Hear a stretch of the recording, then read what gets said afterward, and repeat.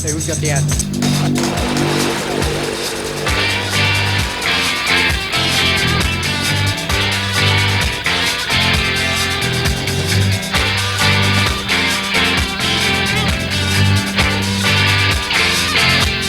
Well, it's DJ. Yeah, the ants. Welcome to another episode of All Nostalgic Television, and welcome to the secret hidden underground ant cave along with the Wayback Time Machine. I'm your host, Doug Heim. Well, the Ant Cam has been out and about, and this episode is special because we're going to visit with the longest running news anchor in Green Bay television history, Tom Zalaski. Tom invited me and the Ant Cam to his private home, and Tom will share what goes on behind the scenes both at work and personally. And in this episode, we're going to get an answer to the question, is the Grand in Oshkosh really haunted? In October of 1978, I interviewed the manager of the Grand at that time, and he told me that the place was haunted, and you'll see the interview to prove it. Here's a clip. Actually, there's been several entities that have been separate, and they've manifested themselves. We have various things happen, from the slamming fire doors to the exit lights flashing on and off in sequence. Were things like that really going on? Here is an image of the Grand in 1978. And this is how it looks 46 years later in 2024. Obviously, a lot has changed, but is it still haunted? Well, the Ant Cam went to the Grand and interviewed the current manager, Joe Furlow, to find out. And you'll see and hear it all coming up later in this episode. So let's get things started with this episode's mystery picture. And to do that, we'll have to set the Wayback Machine to the year 1978.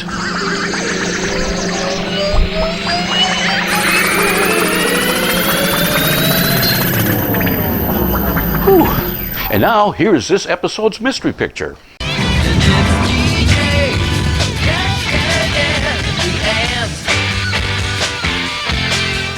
It's an extreme close-up of something, but what? See if you can guess what it is. I'll slowly zoom out and give you clues throughout the episode. And I'll give you the answer at the end. Here is your first clue. It's something that was invented over 5,000 years ago. Over the centuries, it's been manufactured out of a lot of different materials. Today, it's primarily made up of plastic and nylon. And keep in mind, this image was taken in 1978. Now, it's time for an Ant Cam exclusive. Now, if you lived in or even just visited Green Bay, Wisconsin any time since 1978, you have most likely seen on TV the face of the man you're about to meet. As most of you know, I'm a big behind-the-scenes kind of guy, and I had the incredible opportunity to go behind the scenes with this man, both professionally and personally. Now, who is this man? Well, you're about to find out.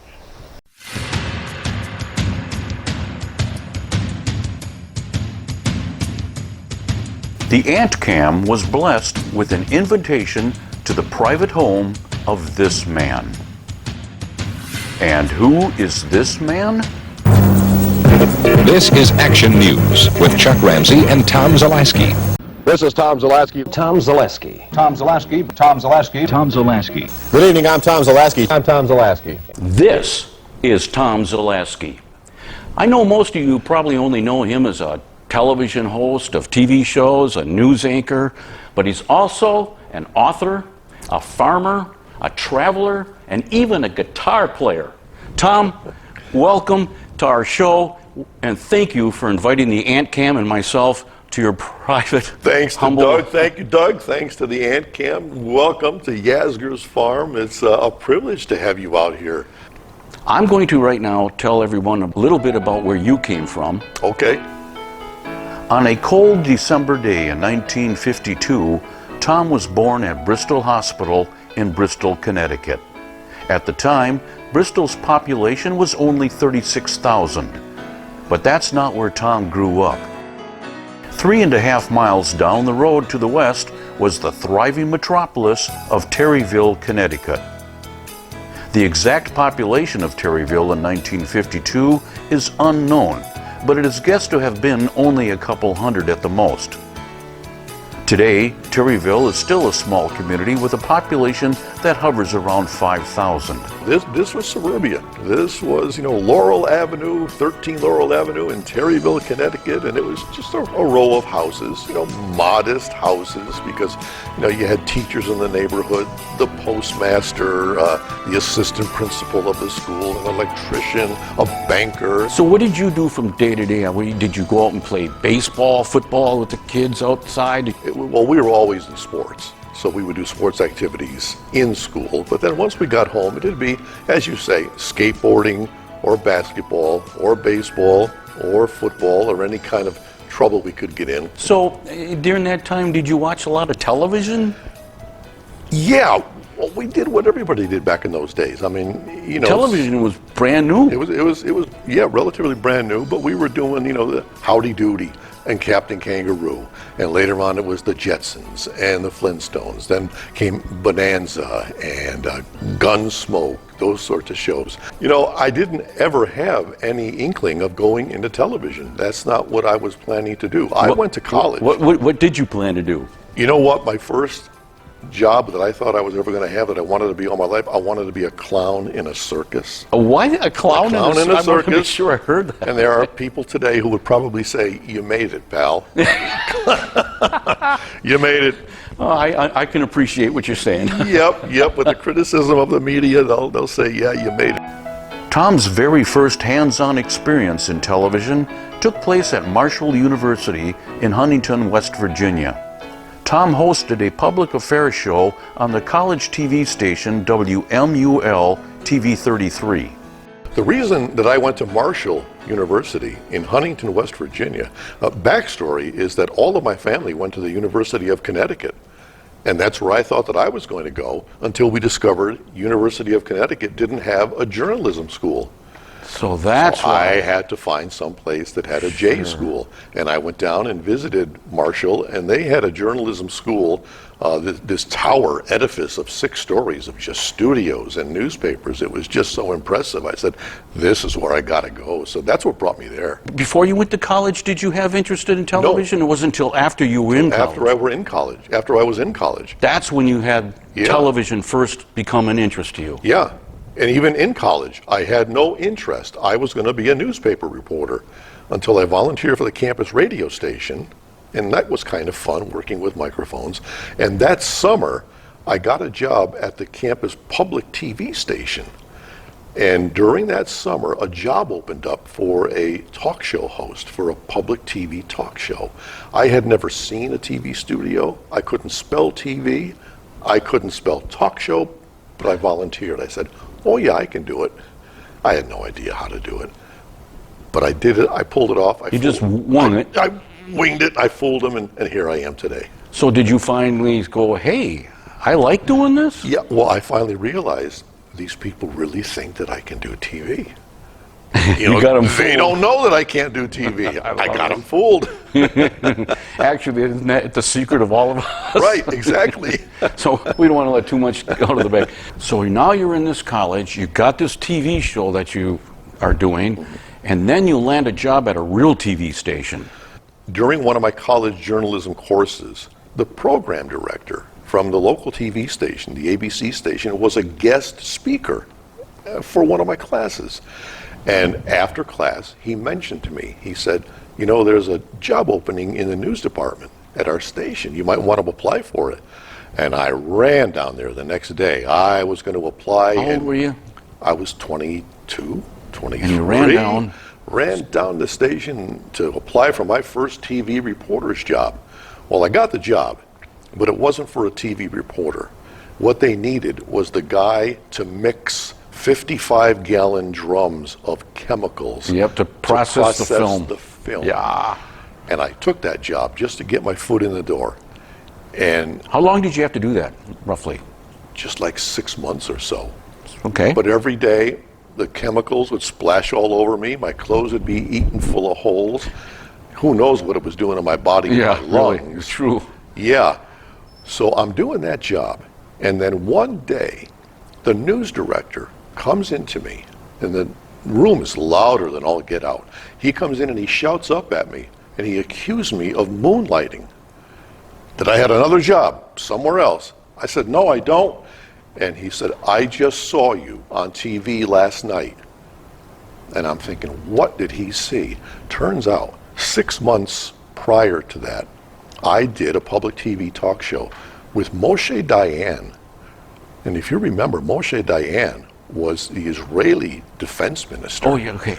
Later became Israeli prime minister, polarizing figure, controversial figure.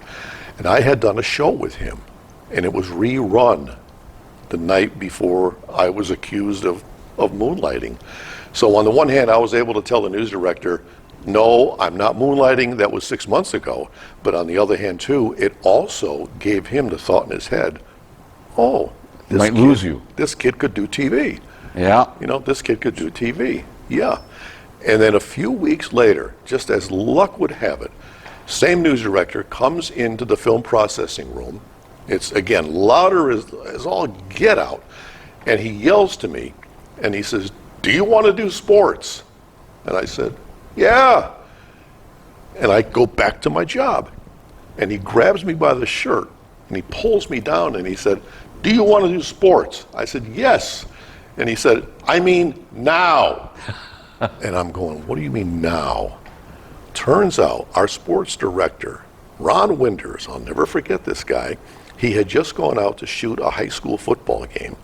And he came back to the station, got out of his car, camera in his arms, papers in his arms, notebooks in his arms, tripped and fell and broke his arm. Wow. Ouch. And this is at 5:30. The newscast is at 6 o'clock.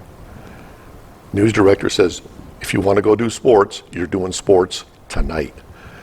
And so I ran to the makeup room. I stole somebody's jacket, somebody's shirt, somebody's tie, somebody's makeup, ran out on the set, and at which point I was scared to death because for 6 years when I was at Marshall University, I watched that TV station every night. And I saw the anchor, Bob Smith. He was an anchor, had the looks, the voice. He was God. And so every night I would see Bob Smith turn to the sports guy and go, and now here's Ron with sports. And that night when I was doing the sports, I'm standing on the set, and all of a sudden Bob Smith turns to me. And now here's Tom with sports. I'm going, oh my God. You're on. I'm here. Yeah, so that's how I got my first ever TV job. After you became the sportscaster, you discovered this is something you like doing, and you wanted to expand from that. Yeah, well, after I did a little bit of sports, I became a TV reporter. I got a reporter's job. In Kentucky, a temporary restraining order has been issued against the Board of Education there. The suit will stop the schools from enforcing a law requiring that... You got the job you were actually looking to get. Yeah, and then I wound up also doing the, what they call Midday Magazine. It was a talk show. Kind of like a noon show? Yeah, type of thing? kind of a noon show thing, so I did that. But I always knew in this business, if you want to be the main anchor, you got to move. Because Bob Smith, anchor God, he was only like 35 years old. He was going to be there forever. He was not moving off that anchor desk. So you wanted a... Right, I wanted a main anchor job, Monday through Friday, main anchor job. So how'd you go looking for a job? Well, Broadcasting Magazine was the Bible of all of us broadcasters back in the day. To find a job. And in the back of the magazine was always the listings of jobs across the United States. And I saw one, main anchor, Green Bay, Wisconsin. I'll give that a try. Got the thing, and forever, it's here. Who hired you? How'd they get a hold of you? I was contacted by a guy named Charlie Leonard. And for those who've been around Green Bay long enough, Leonard and Finco Public Relations firm is like the #1 public relations firm almost in the state. But before Charlie formed that public relations firm, he was the news director. And Charlie is the one who contacted me and hired me.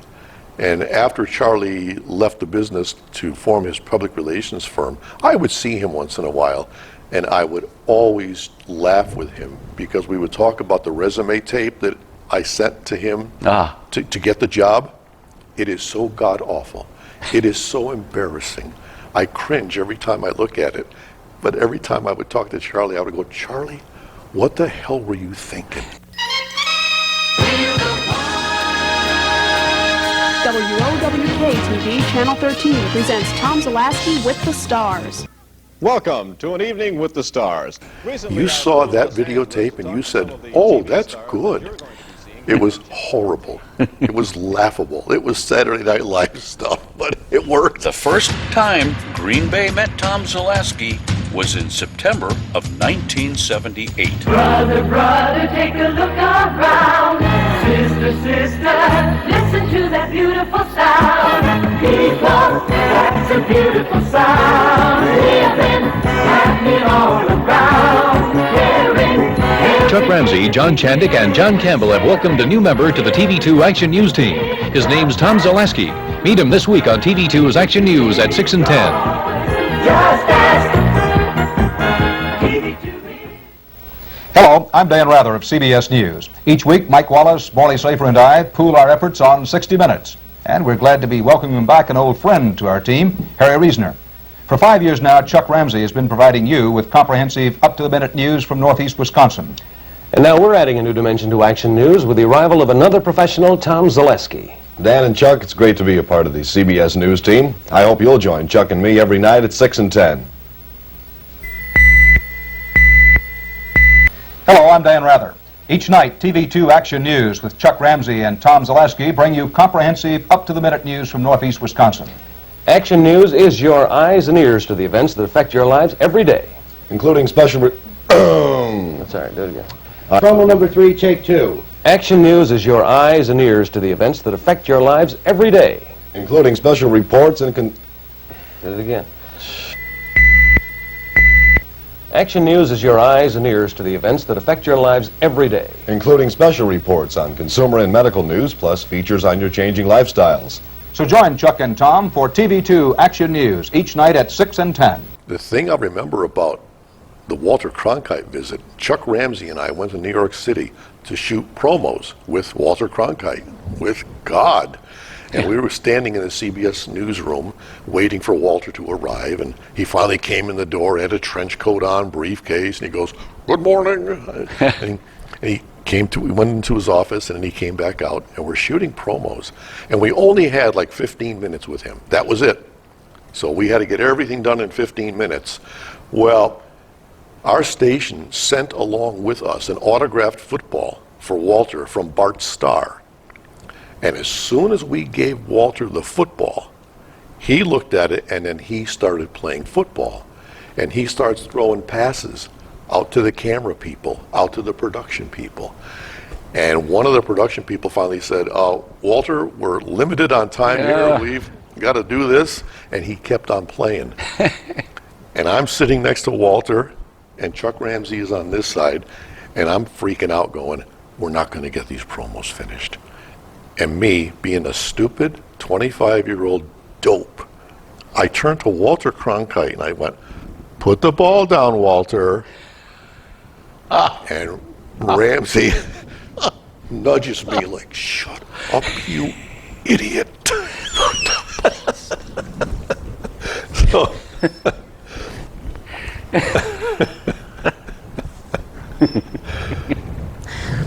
You didn't really do that. Yeah, you did. I did that.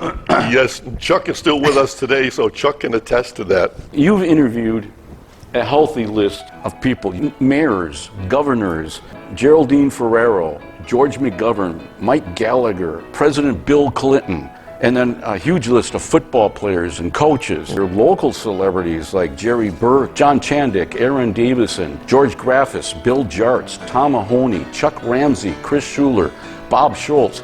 I mean, I could go on and on and on. I mean, I know there's a lot more to that list. And then on the world famous stage, there's Derek Benedict from Battlestar Galactica, Danny Coleman, Alice Cooper, Billy Crystal, Quinn Cummings from Family, Tony Curtis, Danny DeVito, Pam Dauber from Mork and Mindy, Angie Dickinson, Alex Haley from Roots, Bob Hope, Hal Linden from Taxi, Richard Paul, Arnold Schwarzenegger, Jacqueline Smith from Charlie's Angels, Robert Urich from Vegas, And Harvey Villachesi is That's Tattoo. yeah, Tattoo from Fantasy Island. and Robin Williams. You just brought back memories I had totally forgotten about. Well, I'm glad to remind you of it. It's quite a list, and I'm sure that's not all of them. Right, it's not. But, you know, Doug, in our business, that's one of the perks of our business. You get to rub elbows with famous people. And, you know, it's only for 10 or 15 or 20 minutes, but it's a cool 10 or 15 or 20 minutes. And frankly, they use us, we use them. Legend to Sheboygan. Then, as a military honor guard stood by, Bob Hope set foot on Sheboygan soil. And despite the cold and his 76 years, he was ready to talk. Mr. Hope, you, Bing Crosby, people like that, John Wayne, you're maybe the top 3, 4, or 5 entertainers that have been going for years and years. What keeps you guys going forever and others fall by the wayside, so to speak? I don't know. You know, Whenever an entertainer comes to town, they want to sell tickets. How do they sell tickets? Get on the local TV newscast. And of course, we want to interview you, so they get their ticket sales, we get to interview somebody famous. But in the process, also with these famous person interviews, things happen during the interview that the people at home are never going to know about. You're going to see little quirks of the star. You're going to see the entourage. You're going to see how he's treated. You're going to see things that people at home are never going to know about, but they stay with me forever.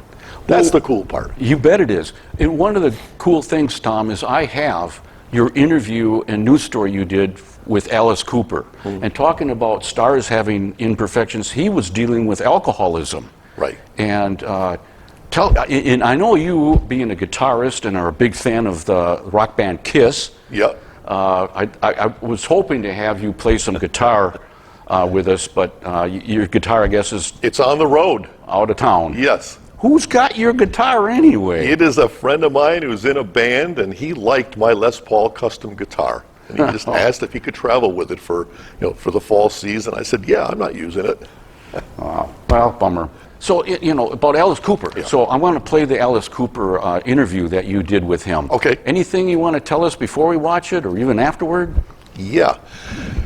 That day was, in Green Bay, Wisconsin, or across the whole world, frankly, was a solar eclipse. And his plane was flying into Green Bay's Austin Strobel Field in the middle of a solar eclipse. And we were all told on the ground, don't look up. And that was tough for us because we wanted to see Alice's jet coming in. It was called the Madhouse Rock Jet. And we couldn't wait to see that thing. Well, we all had to keep our heads down. But when he finally landed, he came down the stairs of his jet, and I met him at the bottom of the stairs. And it was kind of a cold, windy February day. So they got us in the back of a limousine. And Alice had a cold, a bad cold that day. And I had a bad cold that day. And so we're sitting in the back of the limo, and he mentioned that he had a bad cold. And I said, me too.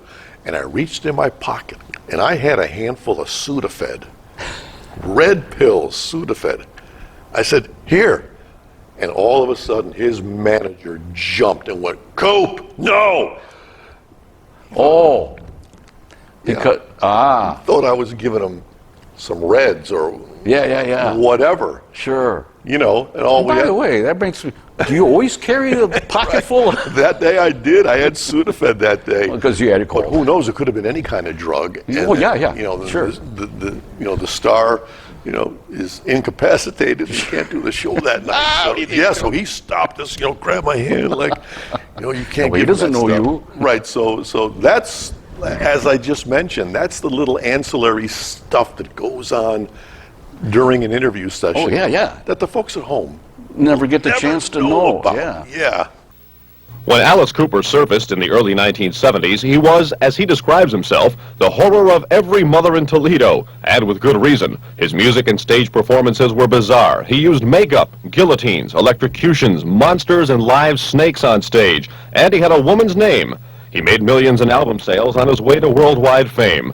But along the way, his stage life found its way into his personal life. He tried to live up to his reputation for the bizarre, and in 1977, he committed himself to an alcoholic treatment center for 3 months. He's cured now and back on the concert tour. Tonight he plays at the Brown County Arena. This morning his private plane, the Madhouse Rock, landed in Green Bay. His new show and songs from his new album depict life inside the institution. While he was undergoing treatment, Alice says he was treated no differently than any other patients, and he says that was good. He had to make it on his own and not on his name. And now that he is cured, he says he won't try to hide the problem. The thing is we thought about it and said, you know, immediately I said, we don't want to cover this thing up. This isn't the old days, Robert Mitchum days back then when alcoholism was a big disease. You know, now it's a normal disease that's a real disease. And, you know, I mean, as far as I was concerned, I was a public drinker and I'm a public image and I belong to the public. So the cure should be public. So what are you drinking now? Huh? So what are you drinking now? Coca-Cola. Rock and roll. Nothing stronger than Tang. You know, after a hard day of flying on airplanes and losing a lot of money at poker, I always sit back and enjoy a Coke. Appreciate I'll see you it. tonight. Righty, stop by Down to the show. now. We will. Okay.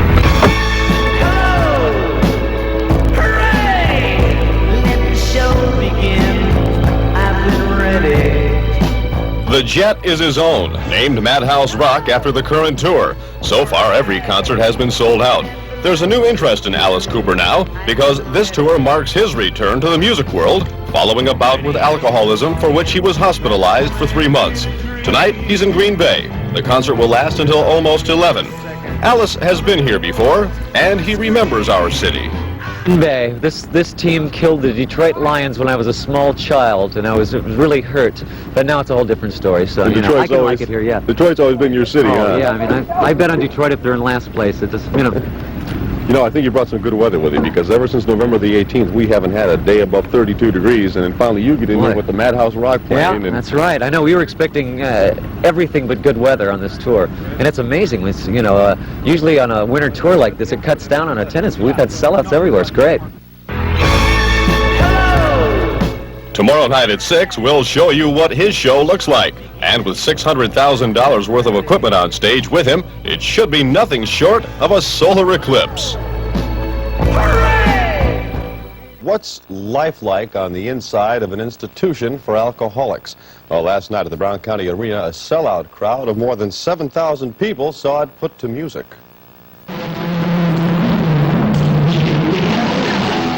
It's called the Madhouse Rock Show. Its theme, the story of Alice's experience in an alcohol rehabilitation unit. So what the kids saw last night was actually a public service announcement warning of the dangers of alcohol. Tonight when we do the show, it'll be I've always worked in concepts in show, and I totally believe in theatrical rock. We've always worked in black humor, so we also work in irony. You know, I really believe in that, because it's sort of a black humor burlesque almost, or vaudeville. But I think that's, I mean, you owe the audience a show. I think, you know, it's 1980 almost. You can't think like 1968. So we go out there and we just try to exhaust the audience, you know, because I come off stage and I can't breathe. I'm only off stage 3 minutes the whole show. Does the album depict your experience in the hospital? It's a strange slant at what happened, you know, a surrealistic slant, the way that I would interpret it, you know, and the great thing about it is that it's all energy and it's all fun. And at the end of the show, the audience are actually inmates. Maybe the audience members are inmates, captive to music and entertainment, and hopefully not to alcohol, which interrupted one man's career and almost destroyed it.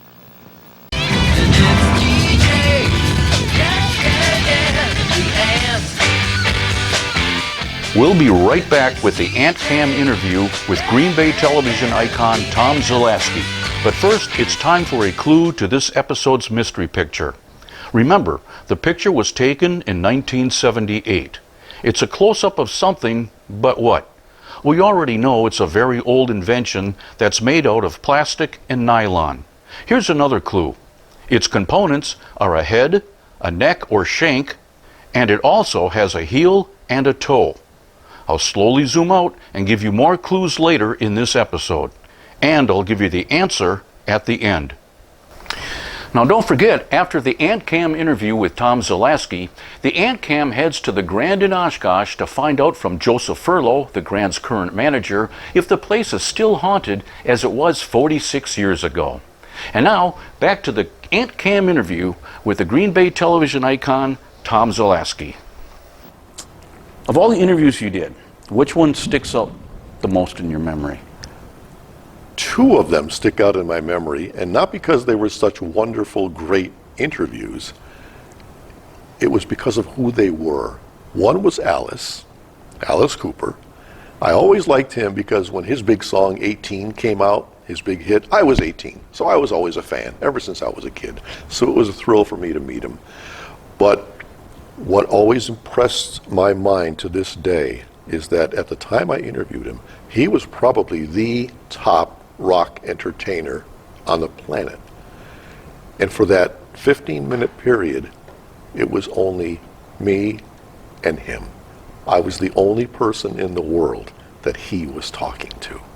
And there are millions of fans who would love to have that opportunity. And that night, I knew that 50,000 people were going to be, in this arena watching him and screaming for him. And at that moment, for just 20 minutes, only me and him.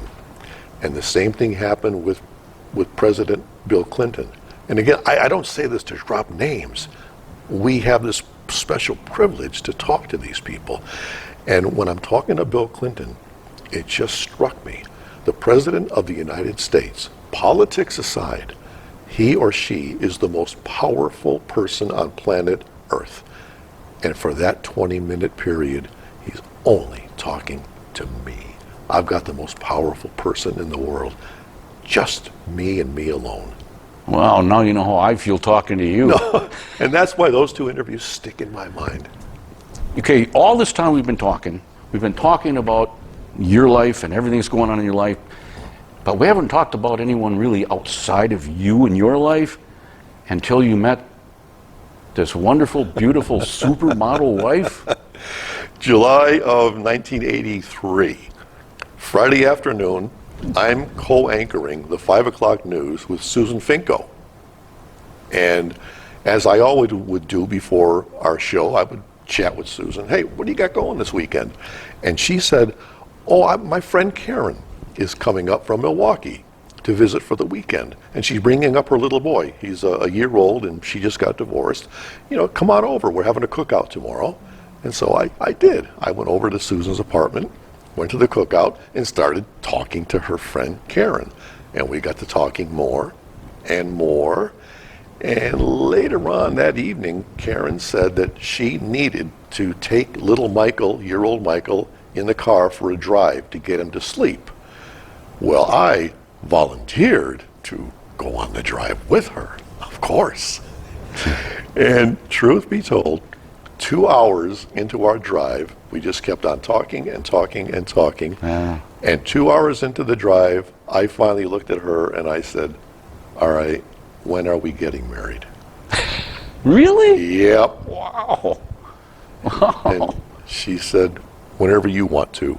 6 months later, January 13th, what year? 14th of 85, the next year, we got married. Wonderful. First date we knew. Tell me a little bit about Michael. Michael, as I say, was not quite 2 when I met him and when Karen and I got married. Michael is now 42 years old, works for a major food company, doing 10 times better than his dad would ever dream of doing. That's good. Yeah, so that's a very, Nothing wrong with that. very, very good thing. He lives very close, and he's got 4 kids, so I get to see them almost every day. And Michael and I have this special bond because when Karen died, he was only 13 years old, and he was frightened. He was scared when that happened because he didn't know what was going to become of him and his life. How do I navigate without a mother? And I had to reassure him, don't worry, Michael, everything's going to be fine. And I had no idea how everything was going to be fine. I was more scared than he was. I didn't know how we were going to make this happen. And then a few weeks after Karen's passing, Michael confided to me he was worried what would happen if I died. Then he'd be 13 years old, no mom, no dad. Where would he go? What would happen? So I told him a little white lie. I said, I'll tell you what I'll do, Michael. I'll go to the YMCA and I'll join the Y, and I'll get in shape, and I'll stay healthy, and I'll never die. And he was happy about that. And so as to cover my tracks, At least you gave him a piece and not of to mind. lie, Yeah. I didn't want to lie to him, I went into the YMCA with absolutely no intention of ever working out. I just said, I'm going to go because I told them I'd go. Well, I went, they gave me the tour, I got hooked. I got hooked on working out. Really? And here 30 years later, I'm working out, pumping weights every morning, Monday through Friday. So I guess, in a sense, Michael probably saved my life, because if I was on the path that I was back then, I was smoking back then, and probably doing a few more Budweisers than I should have. Sure, I hear that. I don't know if folks know about how your wife passed and your bout with her and cancer. In July of '95, she had a backache, complained of a backache, and finally it got so bad she agreed to go to a doctor, which was impossible, right? Women don't want to go to a doctor. So she agreed it was that bad. And thankfully the doctor was a personal friend of mine. He brought her in, checked her out, and he took me out in the hallway. And he said, pal, I'm not going to mess with you. This is terminal. Did they tell you before they told her? They did not tell her. They didn't tell her? No. No. He came out in the hallway first to tell me, this is terminal cancer. You got a few months, and that's it. And I looked at him and I went, Johnny, I brought her in for a backache. He says, I know, pal, I know. How'd that make you feel, Tom? How was that for you? I mean, I remember when I found out my wife had cancer and I fell apart. I didn't fall apart because just the way I'm built, I went into protection mode. The first thing I thought of was Michael. I gotta protect him. I gotta make sure that his life stays the same. I gotta make sure he's not affected by this.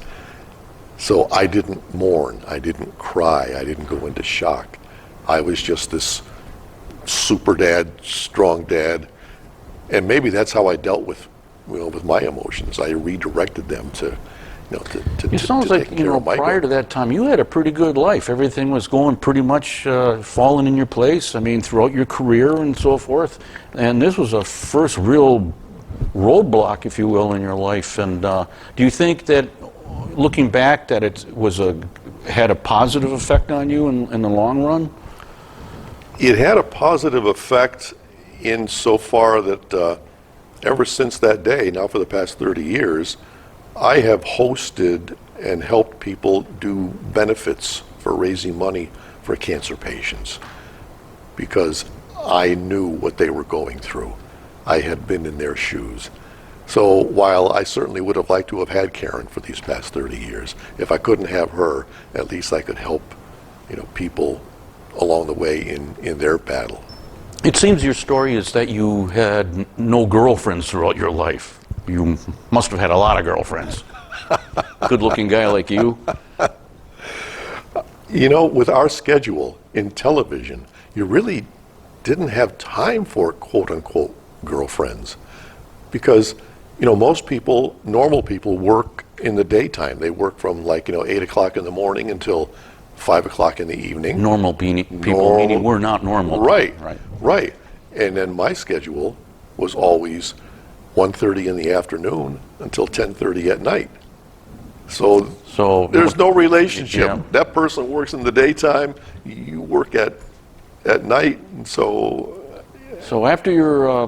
after losing Karen, I mean, it's typical for a guy to stay single for a long time, but what's your love life been like since Karen? Oh, we've had on and off relationships, but nothing that serious. And again, once Michael had kids, that's where I threw all of my energies to. Then it was grandkids. I didn't have time for a relationship because I got to take care of not that I have to take care of these kids, but this is my life, this is my fun. So for all the women out there wondering, are you single? I am single. And do you have any intentions of being anything other than single? I am totally open One day at a time? I am not looking, and I'm sure nobody's looking for me. he says he's sure. It's just whatever happens, happens, and it always happens for the best. So in 1999, you decided to leave WBAY and go to WFRV. Right. Tell us what happened. I had been at BAY for 19 years, and with the passing of my wife, Michael was 14 in 1999, and it came to the point where I had to get off the 10 o'clock news because I had to be home and be Mr. Mom. With Michael, I had to, cook meals, make supper, do homework, get him to bed. Just Mr. Mom. Mr. Mom. I had to do that. And I went to Channel 2's management and asked them if it was possible that I could get off the 10 o'clock news and just do the early shows, go home and be Mr. Mom. And they said no. They said no. And that's okay. I totally understand.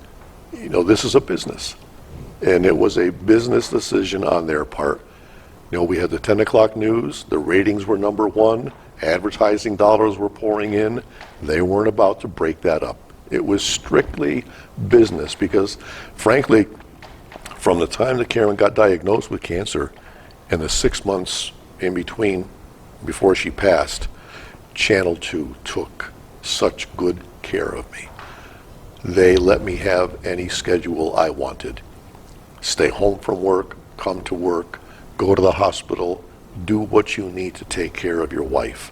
And in fact, it got to the point where I felt badly that they were giving me so much time off that finally, after about 3 or 4 months, I called my news director and says, Tommy, it was Tom McCary, I said, Tommy, I got to come in.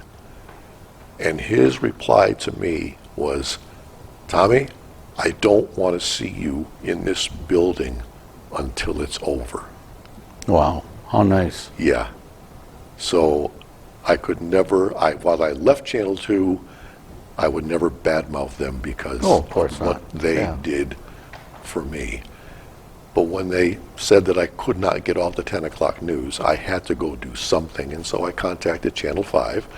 And they had an opening, or they made an opening? They made an opening. Gotcha. To get me at the time. Because at the time, Channel 2 was actually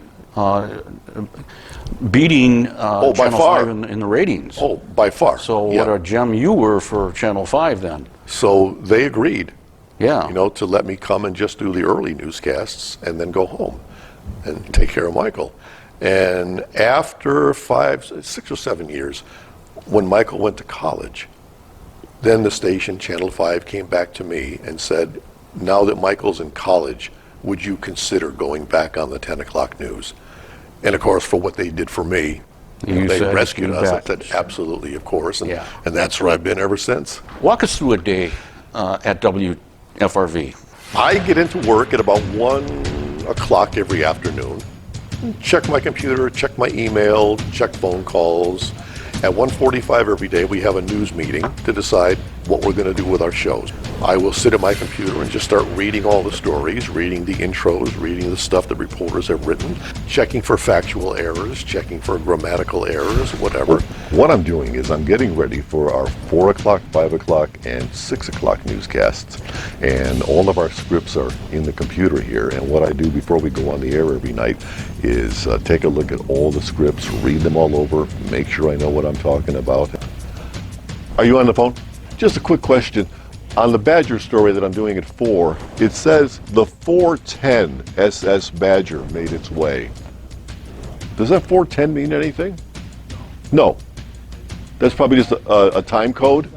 Oh, the 410 foot long. After I've checked over those shows a couple of times, before I know it, it's 5 o'clock, it's go time. Well, 4:45, it's go time, get in the makeup room. Because you've got to cover 72 years of wrinkles. And welcome to the Channel 5 dressing room, where we turn this into, well, we'll see. Cover the shine, cover the lines, cover the 5 o'clock shadow, and that's the best we're going to do.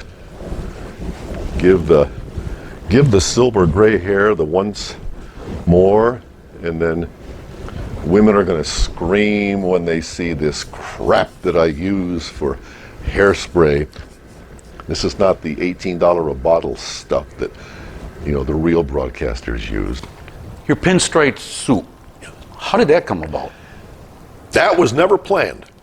That trademark was never planned. The story behind my trademark pinstripe suits, I wear those probably 3 out of 5 days a week. People kind of either make fun of me or they think it's cool, but it's just become my trademark. When I don't wear a striped suit, a pinstripe suit, people are wondering, what happened? What's wrong with you today? It's almost like I have to do it 5 days a week. One day when I was young in my career, I bought a black pinstripe suit. I wore it, looked good. I said, okay. A little while later, I bought a blue pinstripe suit. A little while later, I bought a dark gray pinstripe suit. Well, guess what? A black, a blue, and a dark gray pinstripe suit. They all looked the same. And it was almost as if I was wearing the same suit every single day. But I came to realize that that pinstripe look, it's that IBM conservative look. And therefore, people aren't paying attention to your clothing. They're paying more attention to your message. This is the earpiece. This is my lifeline from the studio into the control room. So especially at the end of the show, when they give us the countdown, when there's 10 seconds to go, I hear 9, 8, 7, 6, 5. So I'll listen in one ear to the countdown, and in the other side of my head, I'm going, and that's a report of Local 5 News. And then also every night, I'll make it a point to wear a pocket square. And I do that out of respect for my audience, for my viewers, because I treat it as though they've invited me into their home for that half hour. And I appreciate that and I respect that. It's as if you invited me to your home for like a dinner. I would dress up and I would put that pocket square in. And so that's what I do every night, just in respect and thanks to the people who are watching me. If people wonder how I match things up, I've got the tie, and then you've got the matching pocket square, and then the matching cufflinks. I found a company online called $20 Tie, and for $20, they'll send you the tie, the matching cufflinks, and the matching handkerchief, so I don't have to think about it. All right, one last check. Everything look okay, Doug? We good? Okay, all right. But at 5 o'clock, we do the show from 5 to 5:30. 5:30 until 5:40, we shoot promos. And at 6 o'clock, we are back out on a set to do the show from 6 o'clock till 7 o'clock. 7 o'clock, get out the door, or sometimes stay in to get a bite to eat. So what we do now is it's self-run teleprompter, and it's with my left foot. And you get to control exactly the speed of the teleprompter according to your reading rates. 8 o'clock, we're back and working on the 10 o'clock show. And the same thing, looking at the stories, checking what stories we want to put in the show, and editing, rewriting, that sort of stuff. Do the show 10 to 10:30. First, and then I'll use his name quick, and then we'll, then you can go to the bump.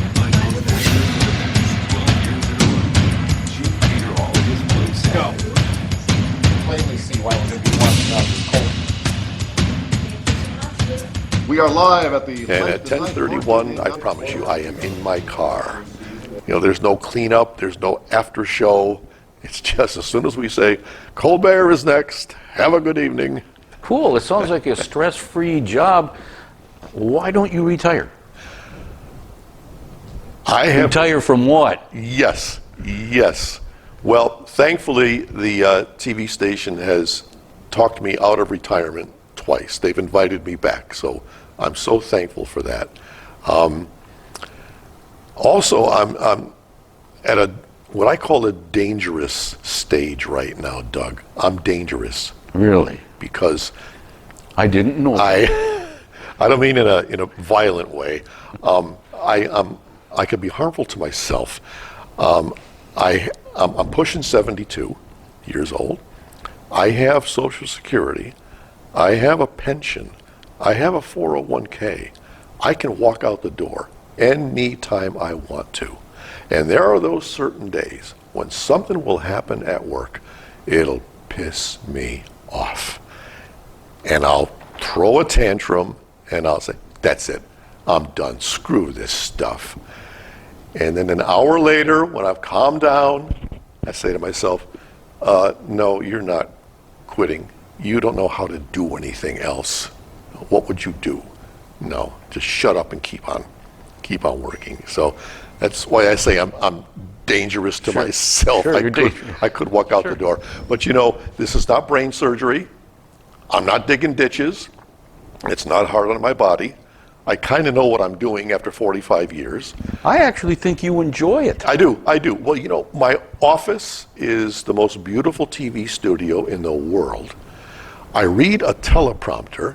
I sit next to beautiful women, and every 2 weeks the station gives me a paycheck and says, come back and do it again. So it's like, what motivation do you have to quit? Right. Retire Why would from you quit what? Yeah. How do you find how much time do you spend for yourself as opposed to all these things you do? Well, doing all those things, as you call them, I've done a lot of corporate videos. I've got a studio where I do a lot of voice work and that sort of thing. I MC a lot of events, cancer benefits or hunting banquets. I just MC'd the Green Bay Packer Hall of Fame induction ceremony. So I get to do stuff like that. And, when you say, how do you do it all? It's not, how do I do it all? That's my fun. That's your day-to-day thing to do. That stuff so much. In fact, the MCing and the public speaking and the appearances, I like that better than I do working on television because, 45 years on television, I mean, people don't know what a TV studio is like. I'm sitting at the anchor desk and I'm staring into 3 cameras, 3 black holes, and there's a camera operator, and that's it. That's all I see.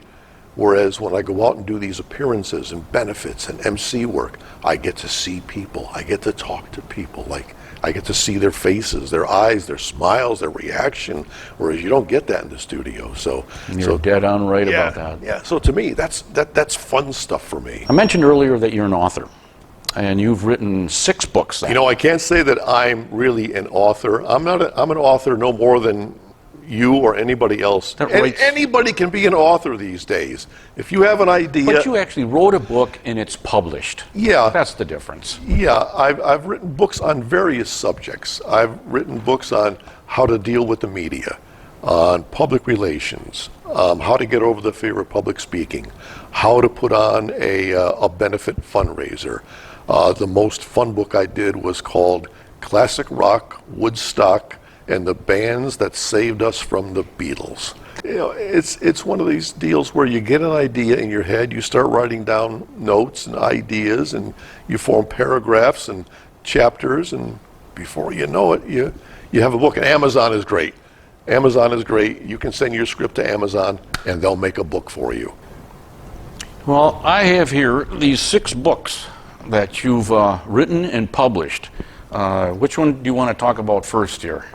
The simplest one is we need to do a benefit fundraiser, but how? And it's simply a complete guide to how to put on a benefit fundraiser. Because that's the first book you wrote? It's the first book I ever wrote. And what motivated you to write about that? The reason I wrote it is because some friends of mine asked me to MC a cancer benefit for them. And it was raffles and silent auctions and that sort of stuff. And it was the first one I ever MC'd. I had no idea what I was doing. Again, just like you always done, you just wing it. Just wing it. Figure it out. But after I MC'd it, as I drove home, I said, you know what? They could have done this, or they could have done this, or I didn't like how they did that. And then I would do 4 or 5 or 6 more benefits, and each one I would come home with new ideas going, if only they had done this, or they should try this. And I finally put all those ideas. And got it into a book with how many pages is that? It's only 147 pages. That's amazing. Something like that. But people who are faced all of a sudden with needing to do a cancer benefit, you know, how to do a benefit is not one of life's lessons. True, yeah. And I'm very happy that you don't know how to put on a cancer benefit, because that means you've never been faced with it before. Yeah. So I'm happy to just write the book, and as a matter of fact, you know, when I first wrote the book, I thought, well, maybe I'll sell a lot of copies, and it's sold okay. But now that I'm older and wiser, I have come to the point of I have this book simply on my desktop, on my computer, and when I see anybody on Facebook or a newspaper or wherever, I see a benefit, I contact those people, and I just say, you want my book? I just press send. I just give it to them. And your second book, which one? Second one, Leave Them Speechless. How to conquer your fear of public speaking and turn it into your most powerful weapon. Well, you're obviously a professional pronouncer. Yeah. And there again, as everybody knows, you've heard it 100 times, people would rather die than have to give a speech. Yeah. And so this is just a little simple how-to, steps you can take to make that giving your speech a little less painful. What's next? So this book, Classic Rock, Woodstock, and the bands that saved us from the Beatles. Cool. And there's even a picture of Tom on the back here, the author. That's simply a little primer about, you know, Woodstock, and it's for old hippies. This was your last one, right? Yep. This is Blanket? This is Weekapaug. Weekapaug is the place where I go on vacation every year, and I have ever since I was a baby. Every single year. It's in Rhode Island. It's a little burg about the size of the town of Ephraim. Really? Yeah. It's called Weekapaug, the view from the blanket. And it's just, you know, my personal vacation experience. What kind of place is it? Is it like hunting, fishing? No. It's on the ocean. Oh, it's on the ocean. It's on the ocean, yeah. So a little cottage on the ocean. And for 72 years now, I've gone there every single year. And then your last book, How to Manipulate the Media for Fun and Profit. And that's just really a stupid title for a book that is essentially a public relations primer. It's a book to tell companies, corporations, organizations, you all want media coverage. You know, here's how to get it.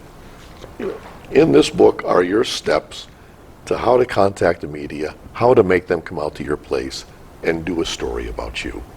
How are your books doing overall? Do you get reviews and? You get reviews on Amazon. Frank, have they been positive? Yeah. Oh no, they've always been positive, but of course never enough. Yeah. You know, you never get enough sales. Sure. And, sure. You know, people think when you write a book and you sell a book that you know you're going to make a lot of money.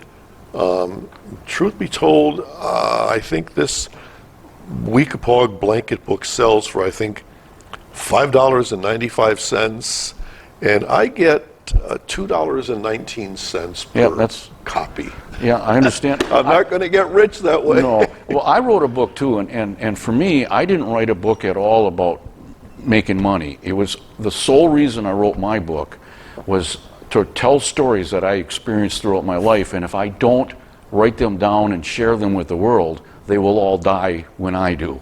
So that was the only reason I wrote a book. Which is a good reason. Yeah. It's good to leave that behind. Yeah. Personal life is a joy. I mean, I've got my little farm out here that I can escape to after work. Main part of my life is the grandkids right now. I'm always with them. But as you said before, I play guitar, doing my author stuff. I have the privilege every year of hosting a trip through the TV station. Oh. Through holiday vacations. I get to host one trip a year for like 30 or 40 people. I've been to Alaska 5 times, Hawaii 5 times, overseas, Austria, Germany, Australia. Now here you have a 12-acre farm, and I mentioned earlier that you're a farmer. Do you still do any farming? I see a cornfield here. It's on. There's a whole bunch of corn sitting out there. Yeah, I lease my land out to a farmer friend of mine, and we rotate crops every year. This year is corn. Usually it's soybean, rye, wheat, you know, whatever they want to put in. And so yeah, it's a hobby farm. Tom Zalaski, thank you so much for inviting my Aunt Cam and myself to your humble abode. Thank you. And who's this? That's Kiwi. Hey, Kiwi. Kiwi, I'm surprised Kiwi stayed away for this long. Kiwi. And how old is Kiwi? He was probably 15. 15? Yeah. Old cat. Yep. Yeah. But she's smart. She hangs out in the house all the time and is well fed and doesn't get into any trouble with coyotes or dogs or what have you. What yeah. a good kitty. Tom? Hey, thanks. Thank you. Thanks it's been for an coming absolute up. pleasure. Appreciate it. You made me think of things that I had not thought of in 30 years. So this is like... I'm not apologizing. You brought me back to me. That's awesome. My pleasure. Thanks.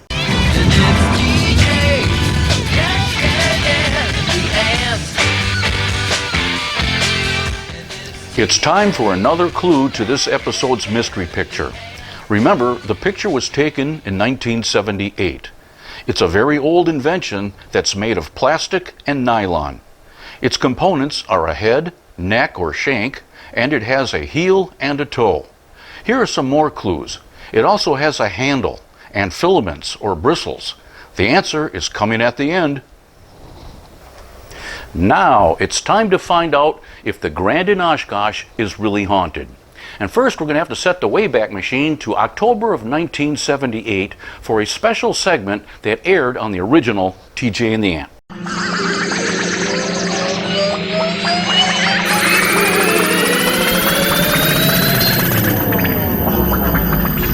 Whew. In October of 1978, the original Ant ran a horror movie titled Exit Dine. The movie was filmed in 1976 inside the Grand by an Oshkosh University professor named Bob Jacobs. He claimed that he saw a ghost of a deceased manager during the filming. Well, guess what? We came up with the idea of me hosting the all-night theater all alone from the supposedly haunted attic of the Grand.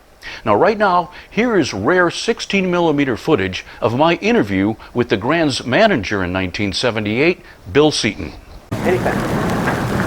This man here is Bill Seaton, and he's the person who is manager and in time now buying the Grand Theater in Oshkosh. How you do, Bill? How do you do, Doug? Listen, we've been telling people that the Grand Theater in Oshkosh is haunted with a ghost by the name of Percy. Number one, do you believe that? Unqualifiedly, yes. Can you tell me about him?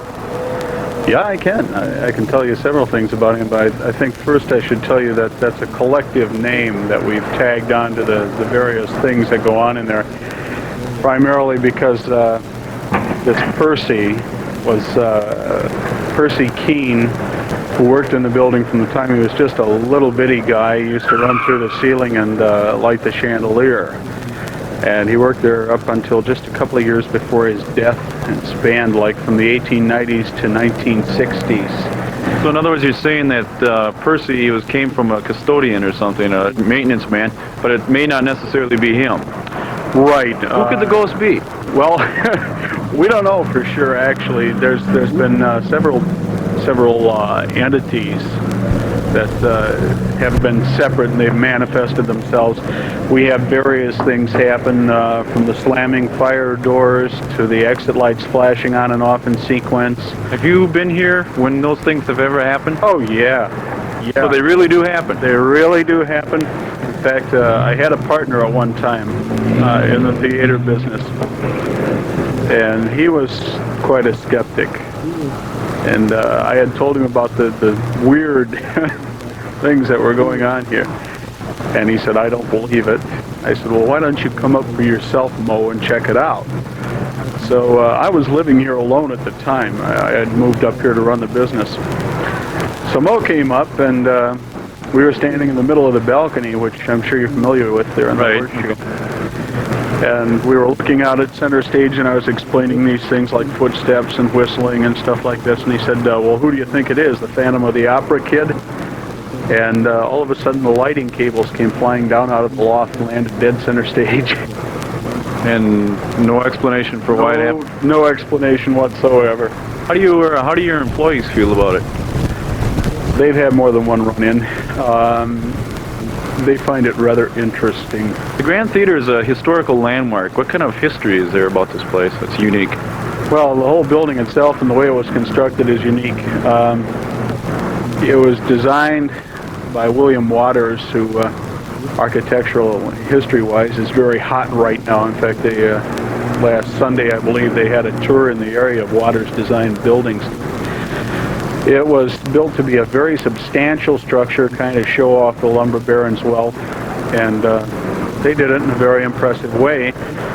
It's also kind of indicative of the way things were around the Fox River Valley at that point in time, back in the early 1880s, that the building was, from the time the hole was punched in the ground to the time the shell was complete, was 90 days flat. Exactly. Exactly.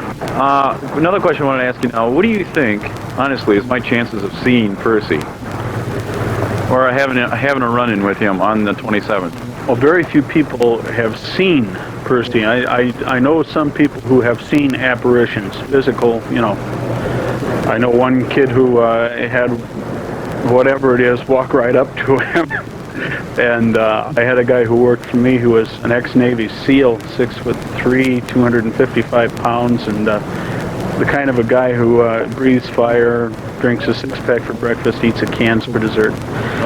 And he went downstairs one time to get a sheet of plywood out of the cage area, and he came back up and he had curly red hair anyway, and it was just like this. It was standing straight out, and he said, "I don't care what you asked me to do, just don't ask me to go back down there again." And he wouldn't explain it any further, but he'd had a pretty bad scare. So you think I got a good chance of getting the hoo-ha scared out of me on the 27th? It's weird. Sometimes it happens, sometimes it doesn't. Most people would think that it would happen only if you were alone, or, you know, one or two. You think I'm crazy to do this? Did you do it? Yeah, I've done it many times. In fact, you remember the movie Exit Dying. Right. Okay, well, very few people are aware of how that thing got shot. Bob Jacobs came to me with this crazy idea of shooting a movie, and I celebrated it by promptly throwing him out on his ear. And he insisted that, you know, I give it some consideration, and I thought, no way. So he finally said, "Well, look, you believe that the building is truly, you know, haunted, don't you?" And I said, "Yeah." And he said, "Fine, then why don't you talk to whoever it is in there and see what they think?" And I said, "You got to think I'm some kind of a nut, you know." He said, "No, try it." So I'm up here at 3 o'clock in the morning, sitting down talking to air, you know, and I said, "Look, I don't know how you feel about this. If you want it done, let me know. You haven't been around for a while. Things haven't happened for a couple of months. By Friday midnight, let me know in your usual accustomed manner, or I'll just, you know, scratch the whole thing." 11:45 p.m. on Friday, I got a real frantic telephone call at home from my projectionist. There was something walking on top of the projection booth, stomping on it, and the exit lights were flashing on and off in sequence. We shot the movie. And it really happened, huh? It really happened. I can give you the names of the people involved. Has anybody ever spent a night alone in the Grand Theater, a whole night alone, all night? Yes, I have. And all by yourself? And you've heard weird things happen? Yeah, in fact, my wife... You don't think it's a wind blowing or creaking? No. My wife didn't believe this either when I first moved up here and I was telling her about all this. So she decided to come up. At that time... Unfortunately, that's where the film runs out. I'm just grateful that any of the film footage survived all these years. This is how the Grand Opera House in Oshkosh looked in 1978. And here is what it looks like 46 years later in 2024. In 2024, the current manager is Joseph Furlow. Joe invited the Ant Cam to the Grand to find out if the Grand is still haunted to this day. Here now is another Ant Cam exclusive called Mystery at the Grand.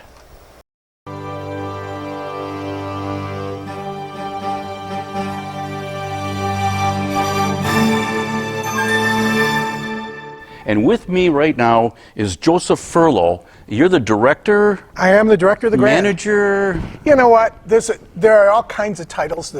I'll bet you some people call you the boss. Yeah, whatever gets it done, right? But when things are right, I'm the one in charge. Director of the Grand works. Boy, I got to tell you, I really appreciate you allowing the Ant Cam to come into this fantastic facility and share some of those stories. Oh, how much fun this is. I thank you for having me. In 1978, the owner of the Grand Theater at the time was Bill Seaton.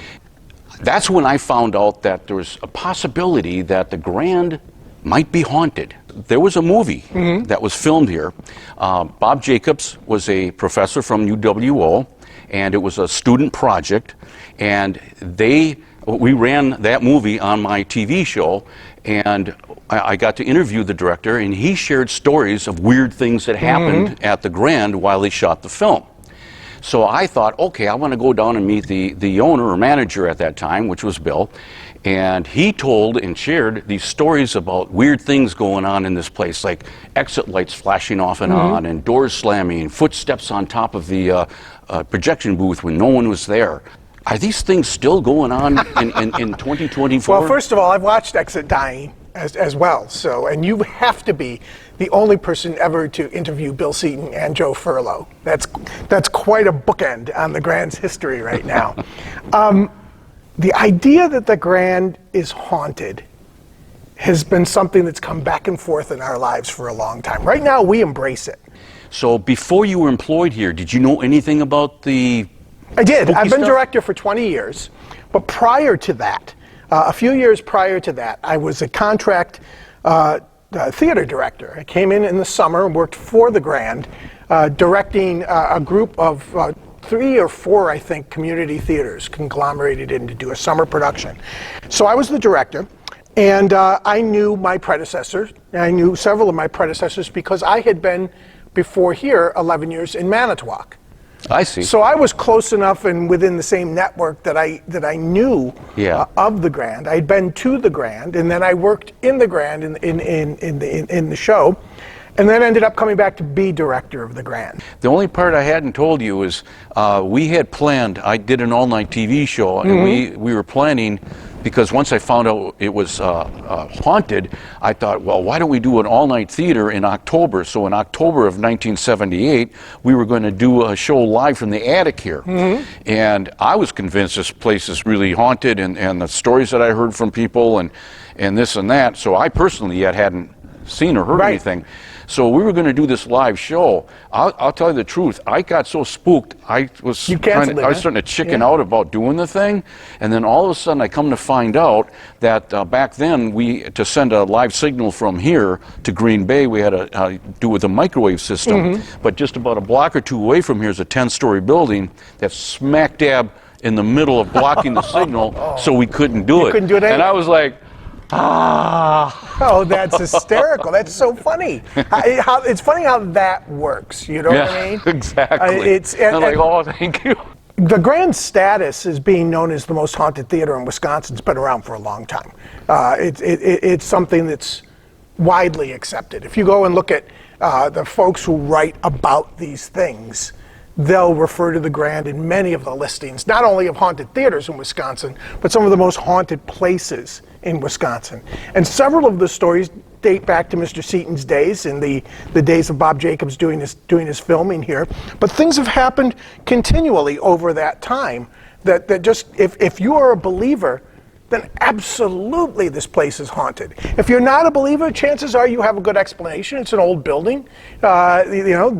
Noises are made along the way. I prefer, since it's a theater and it's a place of imagination, I prefer to go with if you believe it, it's true. So I say the theater's as haunted as you want it to be. Well, here's the question for you then.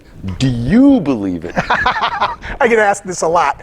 I haven't had a lot of direct experience, and frankly, I'm a little annoyed about it.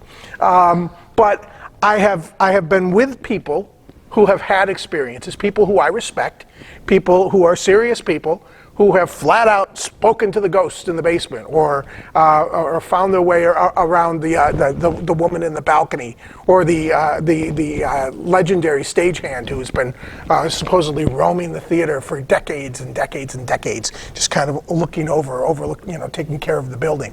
The closest I've had was the first year we directed Spirits of the Grand. So the first year we did Spirits of the Grand, this is the story you wanted to hear.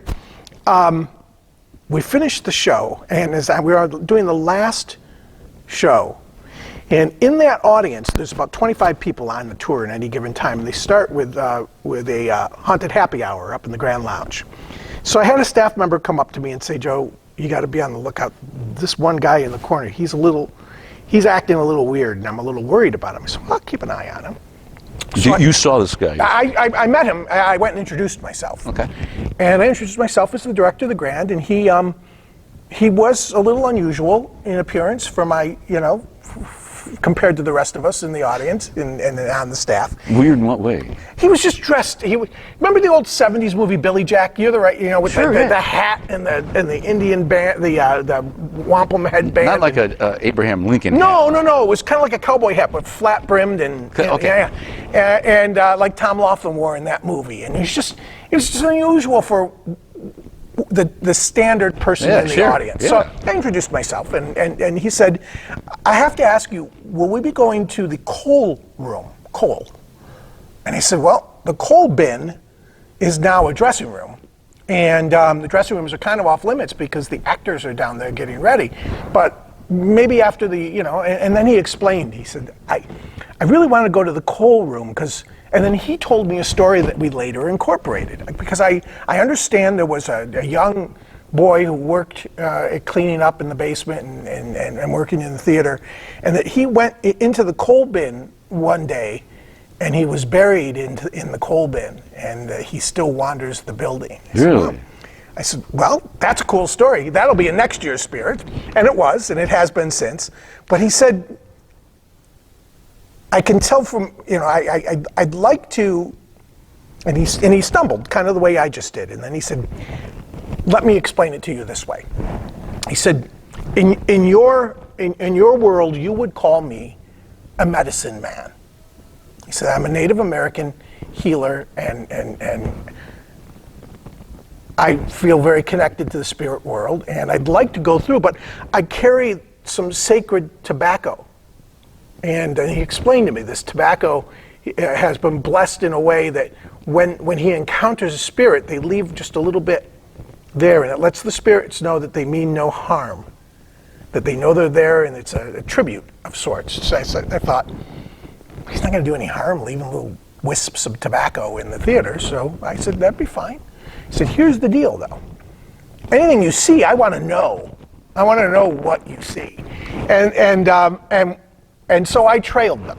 And as we wandered through the theater, wherever we were going, he would run into the actors, he would see the things going on, but he'd always be kind of looking elsewhere. And at one point he would look at me and he'd go, hey, look, I didn't see anything. But as we were going, I would take note. And then at the end, I asked the actors if he could come down. And then the actors were really cool. And of course, they're all having their own feelings about working in the Grand. And they said, well, yeah, but he's got to tell us what he sees. He can come down. I'd love to visit it, but he's got to tell me everything he sees. So he did that. He came down, and I said, when I said, what did you see up in the balcony? He said, didn't you see him? And I said, no. And then he described to me, in appearance and in dress, one of them well-known spirits of the Grand, who apparently he saw. And then when we went, so we took him to the coal room, and he told the story, and I wrote it down because I wanted to remember it and incorporate that character into the show. But then we were in one of the there's one dressing room downstairs. I'll take you there. That's allegedly the most active. And we tell the true story of a Native American dance troupe who came here, and rather than spread out in the basement of all the dressing rooms, closed the door on this one, which is the largest, and said, we'll work in the other dressing rooms, we're not going into this room, no way. And yeah, and so of course for the tour, that's where we go, and that's where we tell the story. And the person telling the story, the actor telling the story, was playing the part of a ghost hunter from the steampunk era, from the 1880s when the Grand. So she was very animated. She had crazy things, kind of like the old Wild Wild West movies, right? And she said, I have a question for you. She said, I was acting up a storm. In fact, she used more colorful language, and you were looking everywhere except at me. What was going on? And he said, didn't you see them? And she went, no. Well, when you were doing your little skit, they were pressed up against all of the mirrors in the room. There were a dozen faces against the mirrors in the room. They really enjoyed your skit. Wow. So I asked the Let gentleman. me ask you this, Joe. You've been here for 20 years.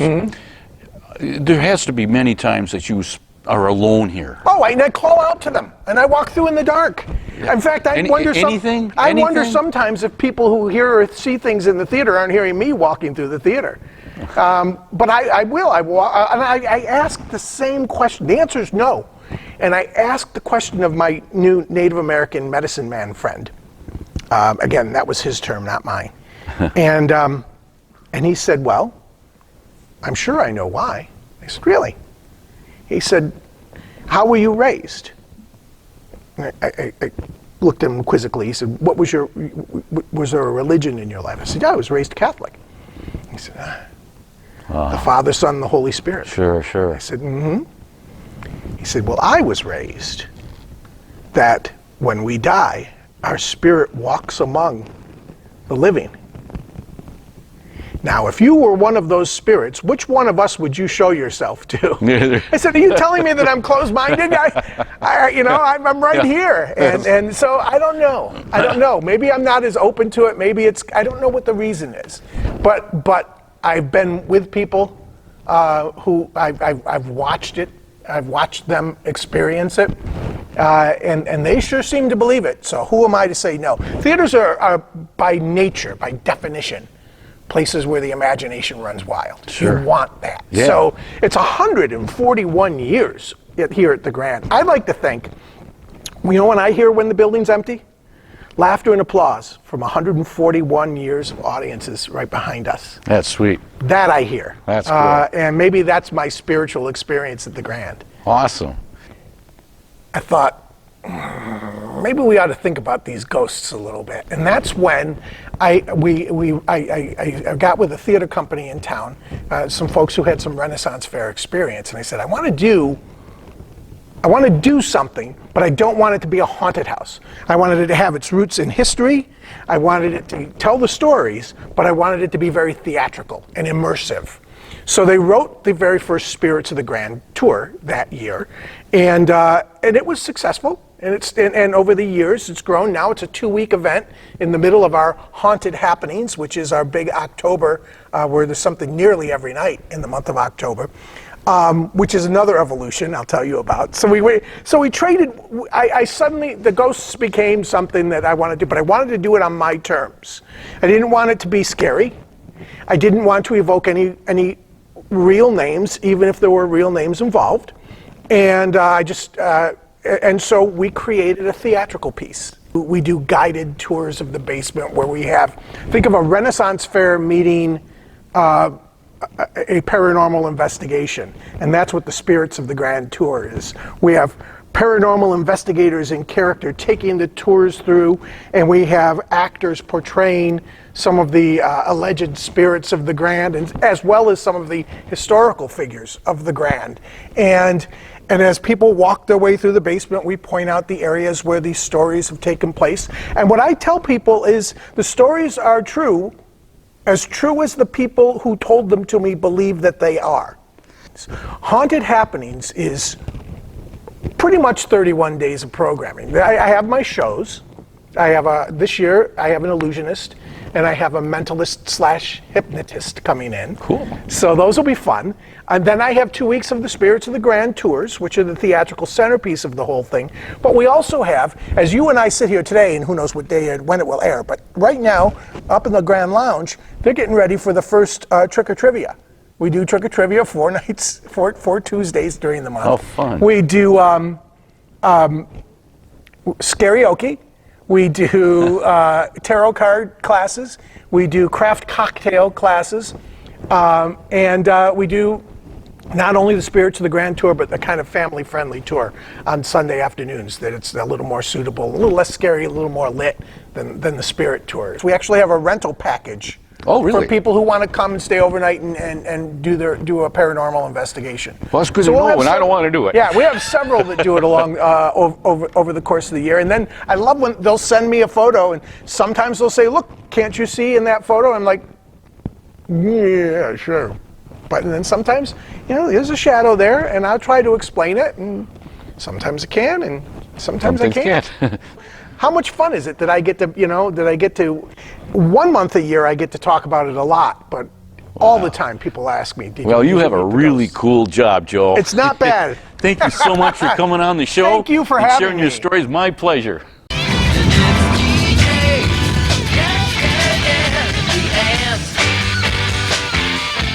It's time for the answer to this episode's mystery picture.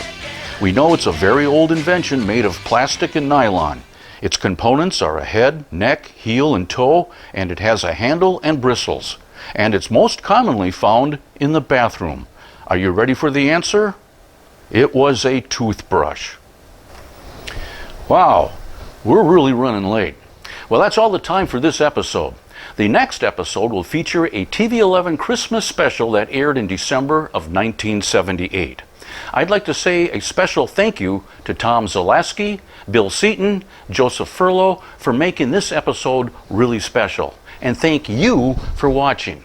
If you keep watching, I'll keep them coming.